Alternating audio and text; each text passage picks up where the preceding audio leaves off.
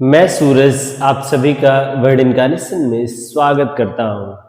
आज का विषय है फिजिकल फीचर्स ऑफ इंडिया यानी भारत का भौतिक स्वरूप। आज के सेशन में मैं यह बताने का प्रयास करूंगा कि क्लास 9th के सेकेंड चैप्टर में कौन कौन से ऐसे टॉपिक है जिनको हम आने वाले सेशंस में पढ़ेंगे। तो सबसे पहले बात करते हैं तो फर्स्ट टॉपिक है हिमालयन माउंटेन्स, यानी इस चैप्टर के माध्यम से हम लोग हिमालयन माउंटेन्स के बारे में पढ़ेंगे, जैसे कि हिमाद्री, हिमाचल, शिवालिक, इनकी लंबाई क्या है, इसकी चौड़ाई क्या है और ये किस प्रकार से हमारे देश को प्रभावित करते हैं, इसके बारे में जानेंगे।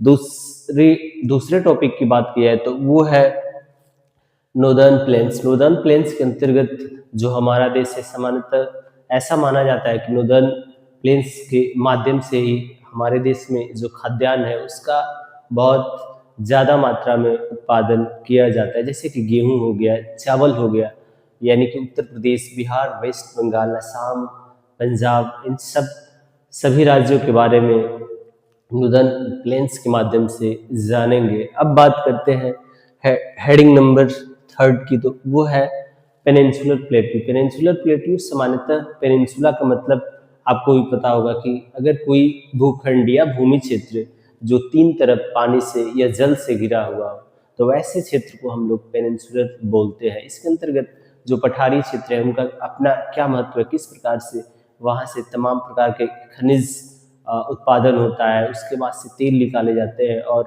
वहाँ की जो मिट्टी है उसमें किस प्रकार से कपास उगाया जाता है, इन सब के बारे में जानेंगे।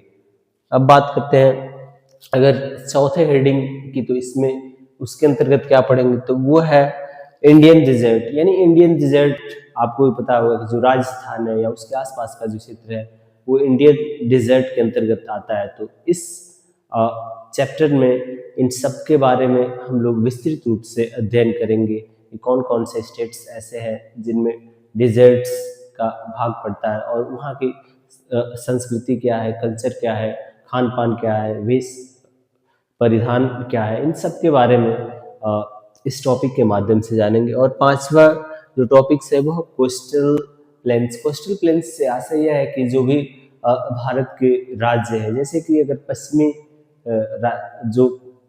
पश्चिम तटीय जो राज्य है उसमें सबसे पहले आता है गुजरात, उसके बाद से महाराष्ट्र, उसके बाद से गोवा, केरल, ये सभी ऐसे राज्य हैं जो सामान्यतः पश्चिमी जो तट है उससे लगे हुए हैं और इनमें जो तटीय क्षेत्र है वहाँ कृषि की जाती है। तो इस प्रकार के क्षेत्रों को ही हम लोग कोस्टल प्लेन्स बोलते हैं।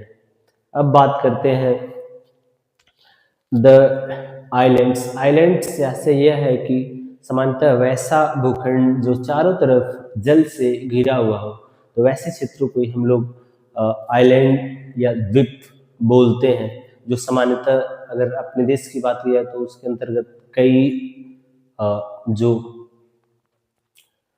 द्वीप है या द्वीप समूह है वो आते हैं, जैसे कि लक्षद्वीप हो गया, अंडमान निकोबार हो गया,